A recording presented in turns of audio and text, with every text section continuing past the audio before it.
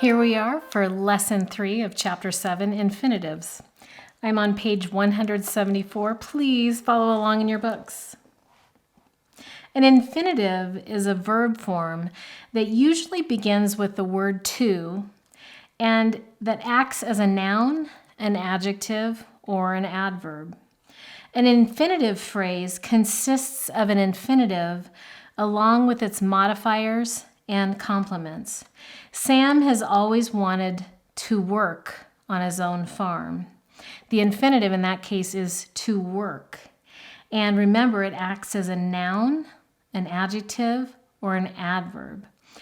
Looking at the box again, we have another table in the middle of page 174, top third of it actually, that you'll want to reference back as you complete these tasks.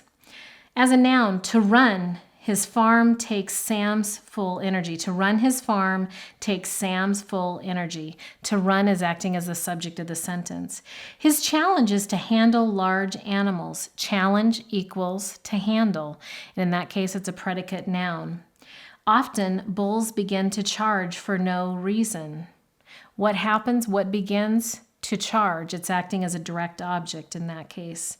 As an adjective, an infinitive in this sentence, they can be creatures to fear. Okay, how do we describe the creatures?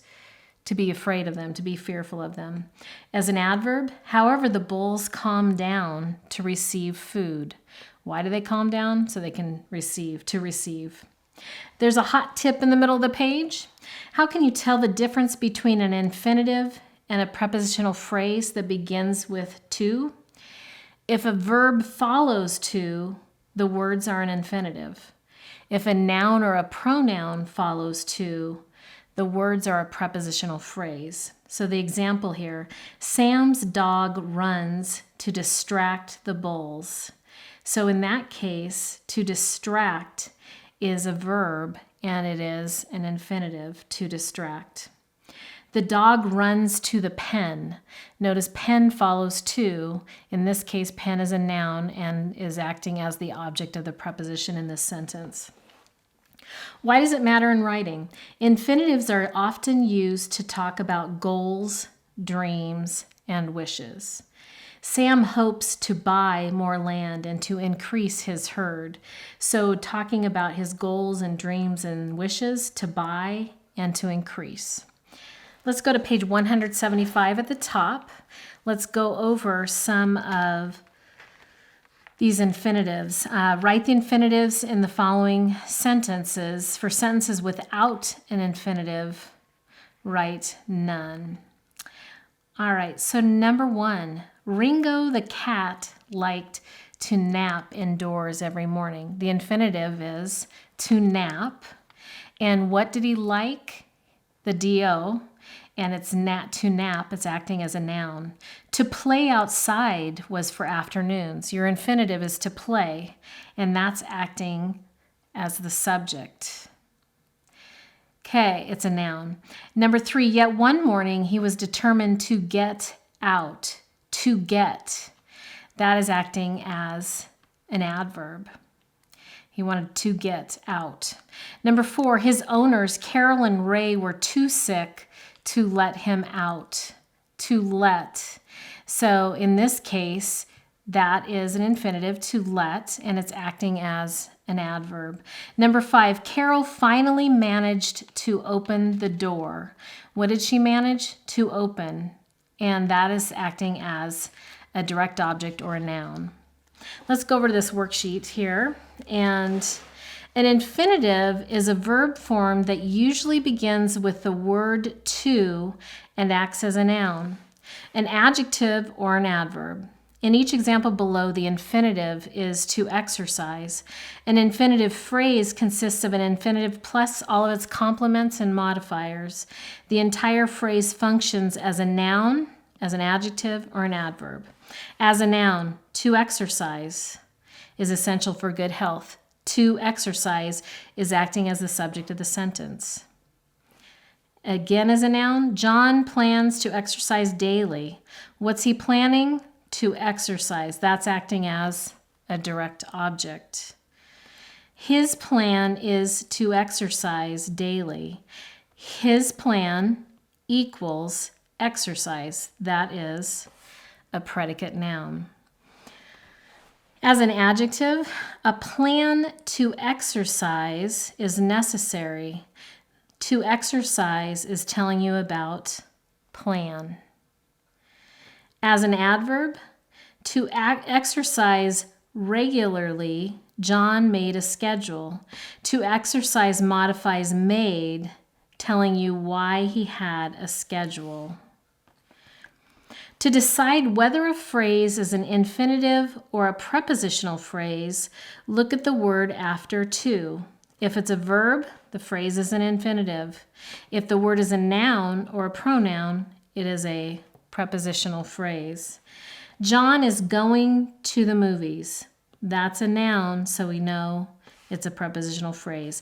To the movies, to is my preposition, movies is my OP. It's a prepositional phrase. Would you like to go to the movies? To go, that's go as a verb, so we know it's an infinitive phrase. For these next ones, they want us to underline the infinitive in each phrase. Number 1, Kenneth's goal is to win the race. To win. Number 2, the committee decided to present a trophy to the winner. Now, it's important to make sure you read the whole sentence even after you've found one, because there could be more than one. Number 3, who wants to race on Saturday? To race. Number 4, the runners wanted to show their appreciation. To show is our infinitive. Number 5, to compete, you must be diligent in your training. To compete is our infinitive. Number 6, Anne wants to run all the hills. To run, that's your infinitive. Number 7, after the second mile, the runners stopped to get water. To get. Number 8, to be on the team, you must show up for every practice. To be on the team. Number 9, his desire to win is almost a sickness. To win. Number 10, the team manager tried to stay with the runners. To stay. All right, let's go down here. Let's look at number 1 here. To compete in the Olympics is the dream of most athletes. What is our infinitive? To compete. Here's a prepositional phrase. So our sentence, you could take out that prepositional phrase. To compete is the dream of most athletes. To compete equals dream. This is the subject of a sentence. Number 2, to make the Olympics, you must be talented and diligent. In order to get into the Olympics, this is an adverb. Whoops. This is an adverb. Number 3, the desire to excel is what motivates athletes. The desire is being described to excel. Adjective. To excel is describing desire. What kind of a desire? Number 4, she wanted to return home with an Olympic medal. To return. She wanted, what did she want? To return. So that's your DO, so it's acting as a noun. Because a DO, an IO, an OP, all of those are nouns. Number 5, to win is your infinitive. His hope was to win a medal in the 100-meter dash. Hope equals to win.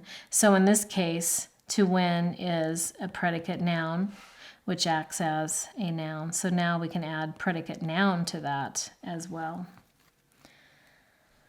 Number 6, he had reason to think he could do it. To think is telling you about his reason that he could do it. It's describing the situation here, so it's acting as an adjective. He had reason to think he could do it. To think is telling you about the reasoning he had. Number 7, to be in the Olympics is a great achievement. To be equals a great achievement. So here it's acting as a subject of the sentence, so we know it's a noun. Number 8, athletes from around the world went to compete. Why did they go? Why did they went? Why? To compete. That's an adverb. Number 9, I wish they hadn't decided to allow professionals into the Olympics. To allow, that's a noun. What was decided? To allow, the DO, to allow. So since it's a DO, we know it's a noun. Number 10, the effect of the change was to take something from the games. Change equals to take. That's a predicate noun. Since it's a predicate noun, we know that it's acting as a noun. Your assignment is page 608, lesson 7-3. I want you to do numbers 1 through 10. And all I want you to do is list the infinitives. Okay? That's your job, 1 through 10, list the infinitives. So number 1, to feed. That's my infinitive. The sentence reads, Jackie Geyer liked to feed raccoons in her yard. Now, if you want it to work for some extra credit and give it a shot. No, you won't get counted down if you're wrong. But if you want to give it a shot, you can tell me what to feed acts like in this sentence. And in this sentence, it acts as a noun. Jackie Geyer liked. What did he like? To feed. That's a direct object. We know that acts as a noun. So this is the part that's required, the to feed. And the noun is the extra credit. Okay? All right, and I'm looking through here, and I do not see any that have more than 1. So you are good to go. Page 608, lesson 7-3, numbers 1 through 10. Just write the infinitive down. Remember, it starts with T. And then for extra credit, you can tell me what part of speech, whether it's a noun, an adjective, or an adverb. Thanks. Have a good day.